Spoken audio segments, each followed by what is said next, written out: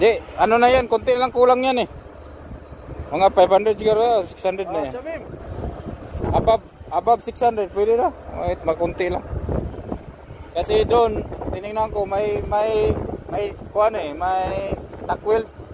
So doon na mag-adjust. Sa palagay ko, mataas yun doon.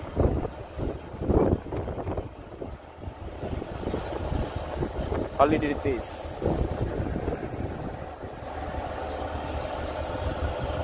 Wala pa nag-reply. Mayroon siya dito, release na trends.